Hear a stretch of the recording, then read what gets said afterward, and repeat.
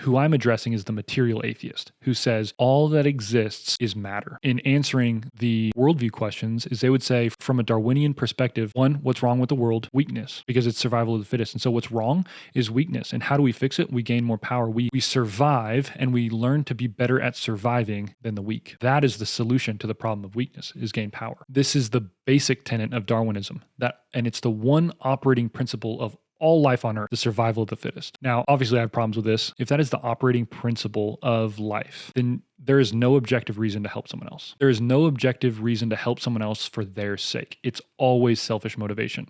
It's always what's in it for me. There is no ability to just say, I'm willing to sacrifice my own good for the sake of someone else because that person is valuable. You cannot convince someone on a moral basis to not be a racist, to not cheat on their spouse, to not cheat on their taxes, to sacrifice their own good, their own money, even their own life for someone else, for their country, anything like that. You can't.